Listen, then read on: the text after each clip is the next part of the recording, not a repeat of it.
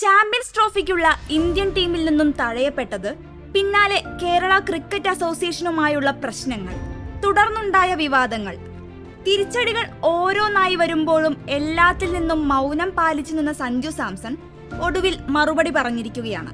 Bat കൊണ്ട് മറുപടി പറഞ്ഞിരിക്കുകയാണ്. BCCI മുതൽ KCA വരെയുള്ളവർക്കുള്ള മറുപടി പറയാൻ സഞ്ജുവിന് വേണ്ടി വന്നത് കഴിഞ്ഞ ദിനം ഈഡനിലെ ആ ഒരൊറ്റ ഓവറായിരുന്നു.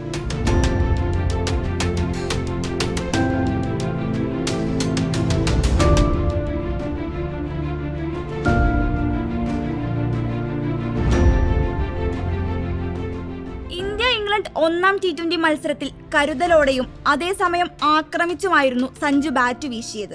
ഇംഗ്ലണ്ട് ഉയർത്തിയ 133 റൺസ് വിജയലക്ഷ്യം മറികടക്കാനിറങ്ങിയ ഇന്ത്യക്ക് വേണ്ടി ഇന്നിംഗ്സ് ഓപ്പൺ ചെയ്യാനിറങ്ങിയത് മലയാളികളുടെ സ്വന്തം സഞ്ജു ആയിരുന്നു.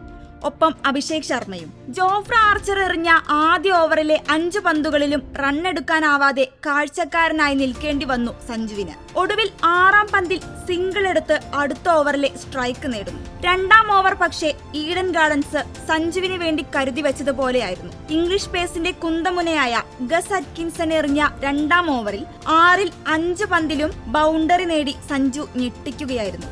ആദ്യ ഓവറിൽ 1 പന്തിൽ മാത്രം റണ്ണെടുത്ത സഞ്ജു അടുത്ത ഓവറിൽ മാത്രം നേടിയത് 22 റൺസ്. പിന്നീട് മാർക്ക് വുഡിന്റെ 1 ഓവർ കൂടി നേരിട്ട സഞ്ജു ജോഫ്ര ആർച്ചറിന്റെ 3ാം ഓവറിലെ 2ാം പന്തിൽ ഗസ് അറ്റ്കിൻസന് ക്യാച്ച് സമ്മാനിച്ച് പുറത്താവുകയും ചെയ്തു. എങ്കിലും 20 പന്തിൽ 1 സിക്സും 4 ബൗണ്ടറിയും സഹിതം 26 റൺസ് എടുത്ത് പുറത്തായ സഞ്ജു ഇന്ത്യൻ സ്കോറിന് ശക്തമായ അടിത്തറ പാകിയാണ് ക്രീസ് വിട്ടത്. ഏറെ നേരം പിടിച്ചു നിൽക്കാൻ സാധിച്ചില്ലെങ്കിലും ഉള്ള സമയം കൊണ്ട് വ്യക്തവും ശക്തവുമായ മറുപടി നൽകാൻ സഞ്ജുവിന് സാധിച്ചു.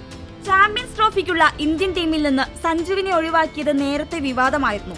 വിജയ് ഹസാരെ ട്രോഫി കളിക്കാത്തതാണ് സഞ്ജുവിന്റെ അവസരം നഷ്ടപ്പെടാൻ കാരണമെന്ന് പറയുമ്പോൾ പ്രതിസ്ഥാനത്ത് വരുന്നത് KCAയും കൂടിയാണ്. സഞ്ജുവിനെതിരെയുള്ള KCAയുടെ നിലപാട് ആ സമയത്ത് വിവാദം കൊഴുപ്പിക്കുകയും ചെയ്തു. ഏതായാലും തന്നെ ചാമ്പ്യൻസ് ട്രോഫി ടീമിൽ നിന്ന് ഒഴിവാക്കിയതിൽ BCCI മുതൽ KCA വരെയുള്ളവർക്കുള്ള സഞ്ജുവിന്റെ ഇതേപോലെയുള്ള മാസ മറുപടി പരമ്പരയിലുടനീളം തുടരുമെന്ന് പ്രതീക്ഷിക്കാം.